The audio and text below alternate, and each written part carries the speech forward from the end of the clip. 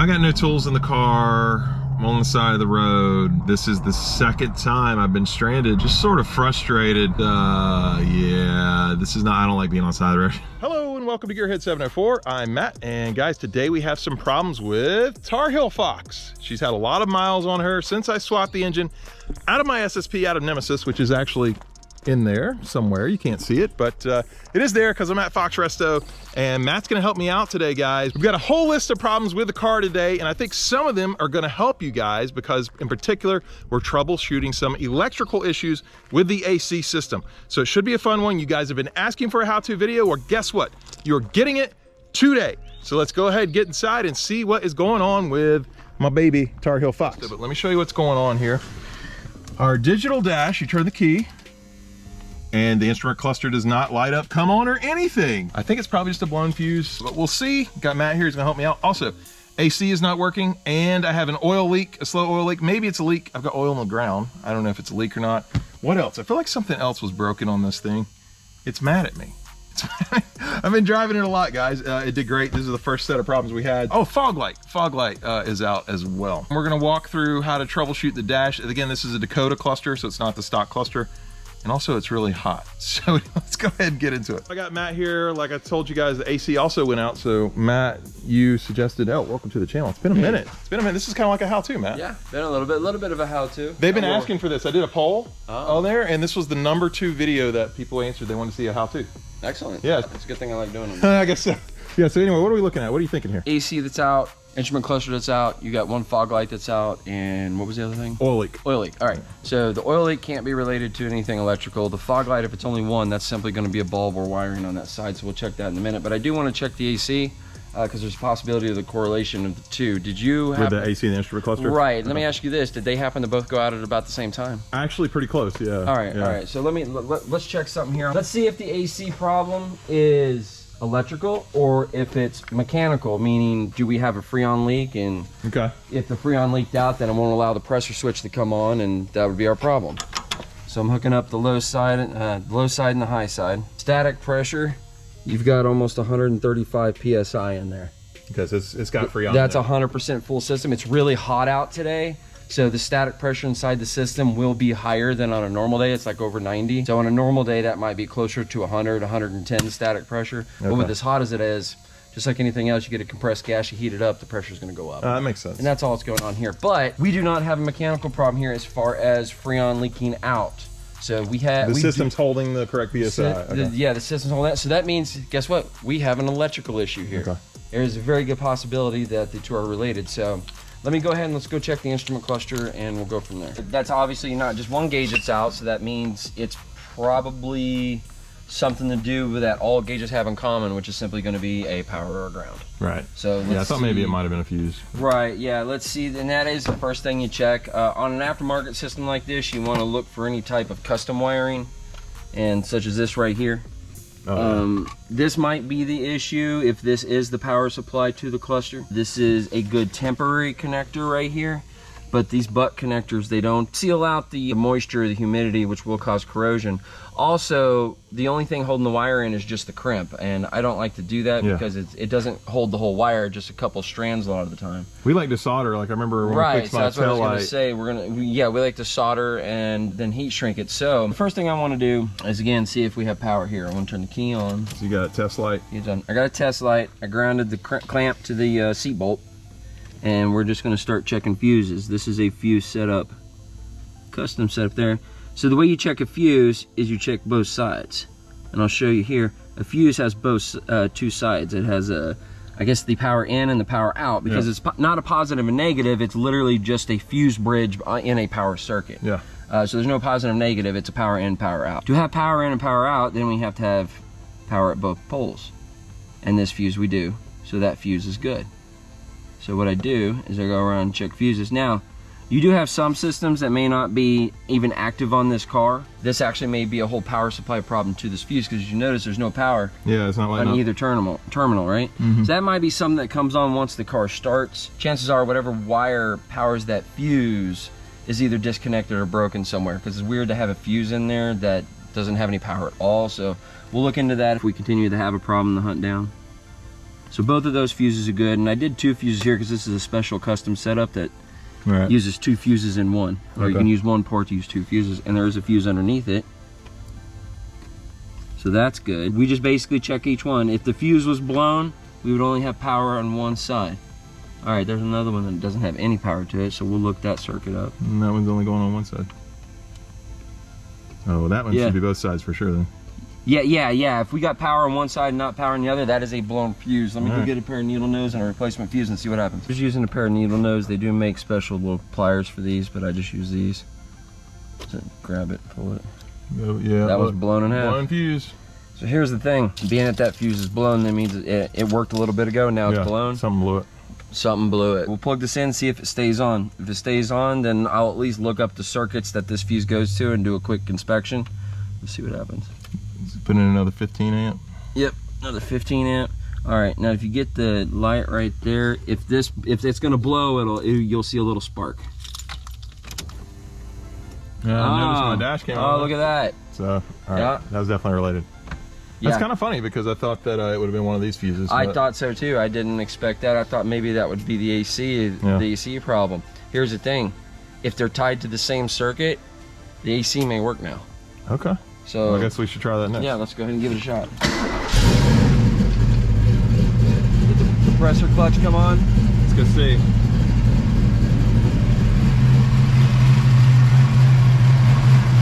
No. It's not getting cold, right? That's not related then. So we fixed one problem. Let's check the other one. Whatever was causing the cluster problem was not tied to the AC, so we're going to diagnose this separately. We're not getting power to the clutch at that point, or the clutch itself is bad. So now we're going to do an electrical check on it. The first point that the AC power comes in from the switch itself, or when you turn the switch on the dash, it puts power to this switch.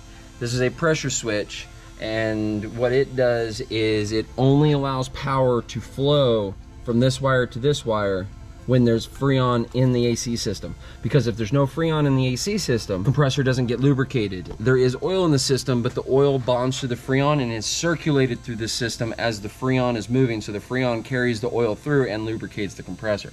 So if you didn't have Freon in there and the compressor started running, it would be like running a regular engine without oil and seizing it up. So it's a safety switch is what it is. So that's the first point in the engine compartment that the power from the switch comes from. So I take my test light, probe one, no power there, go to the other one. I got power here. So that was a pretty easy one. This is our breakdown in our AC system, at least to this point. We have power coming in from the dash switch, but we do not have power coming out of the pressure switch. So now we need to figure out if we have a bad connector or if we have a bad switch, because we know we have Freon in the system. Right. So I'll pull this off and you look for corrosion first thing. Ooh. If you look at that, you see all that green right there? That green is electrical corrosion. That's a problem. So we may have a bad switch plug. At this point, Matt and I continued to diagnose the issue. He used his ohm meter to find out if it was the switch or if it was actually the plug into the switch. We actually thought it was the plug. We did try changing it out, but unfortunately that was actually not the issue. It did end up being the switch. And Matt's going to explain why we saw those erratic test results when we were using the test light right here. Grounded the test light. We should still have power here. Oh, you don't? Yeah, I got to get it down to the... Oh, there we go. Yeah, it's a new terminal. I got to poke a new hole. All right, so power there. Now we should have power here.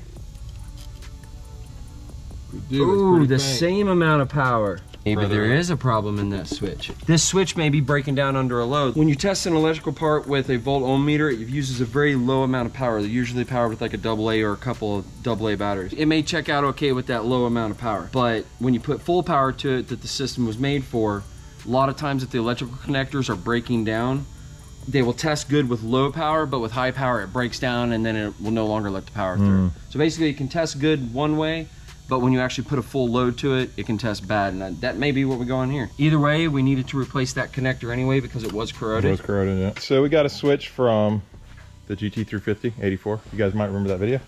Probably not. Probably they've all changed ever since then, Matt. They have no idea what we're talking about. Maybe a few of you do. Comment down below. Now, when you put it on, make it as tight as you can with your hand, but on that switch, those are plastic threads, so we don't want to over tighten it. I do want you to snug it with a wrench, but just barely snug it up. Oh. Keep twisting, keep twisting, keep twisting. Oh, okay, I got you.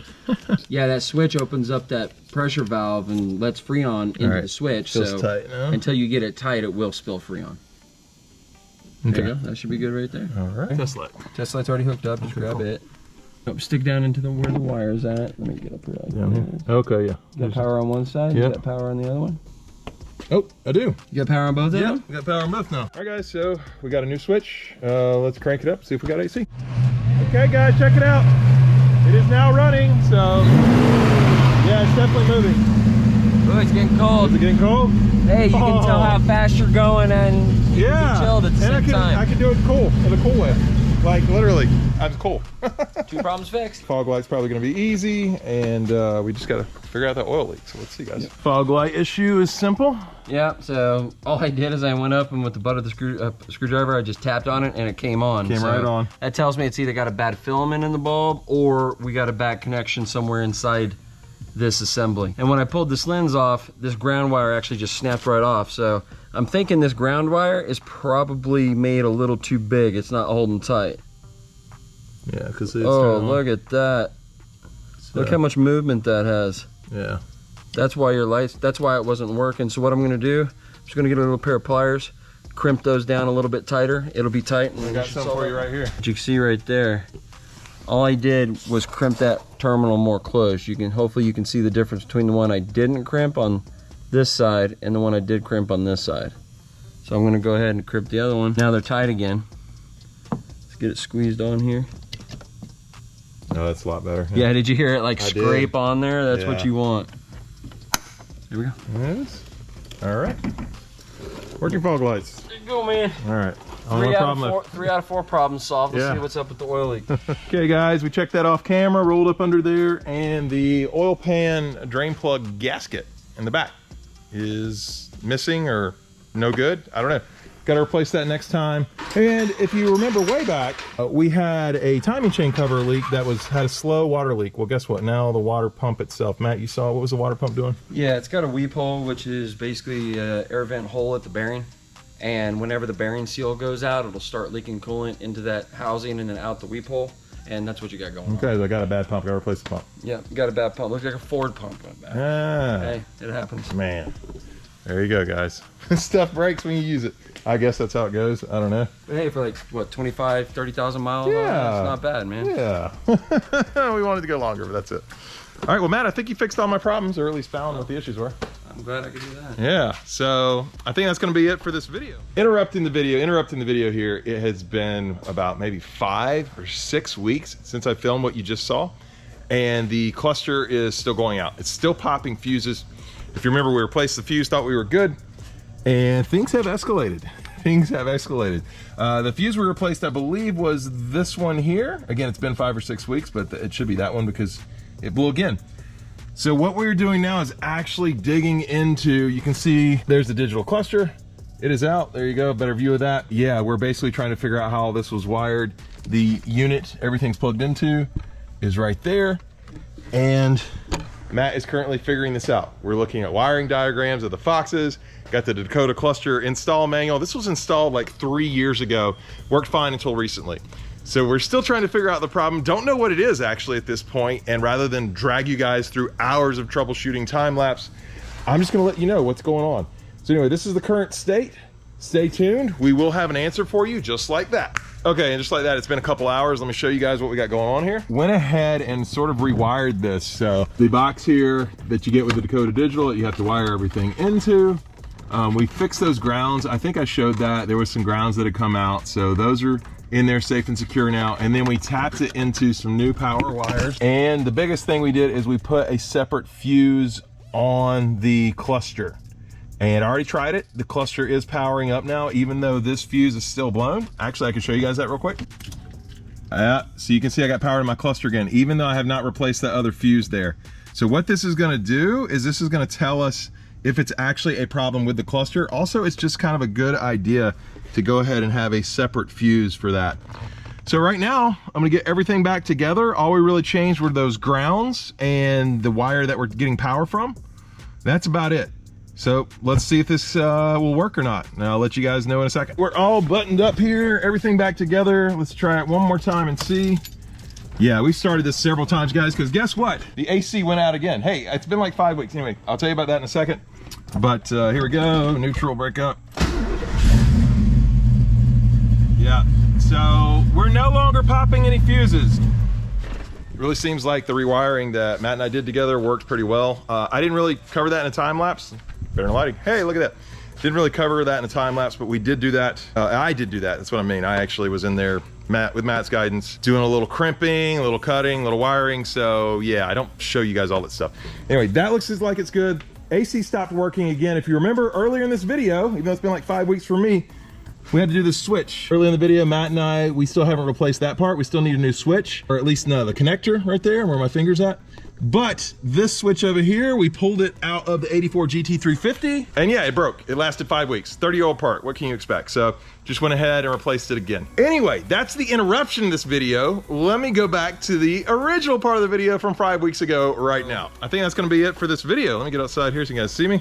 And now I'm blind, but you can see me. So yeah, guys, just wanted to cover those few fixes today and let you know what's going on. So I got to get a new plug connector, the oil pan gasket, and I guess the water pump. I don't know, I can keep putting water in it. I'll figure all that out. But for now, at least I have a cluster.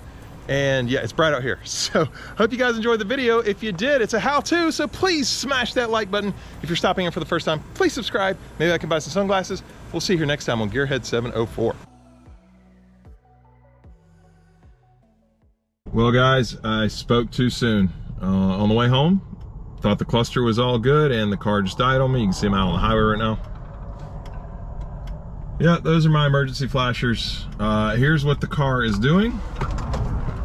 You see actually the cluster starts to work and then it just immediately the car dies. So we wired it into a different spot and something shorted again. So it's definitely something in the cluster. I guess I know that much. Unfortunately, it seems to be shorting out other things. I got no tools in the car. I'm on the side of the road. I actually called Matt and he's grabbing some tools and coming out to help me. So big shout out to Fox Resto again.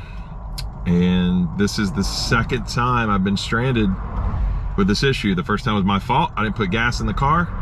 I know that video's been up by now. And now I got this. So apologize for the bad lighting. Just sort of frustrated right now. It is what it is. Figure it out, but yeah, this is not, I don't like being on the side of the road. We got to go through a whole, no, it's not go through. We've got a whole thing for you to just, what do I want to say? What do I want to say, Matt? A whole list. Yeah, there we go. Thank you.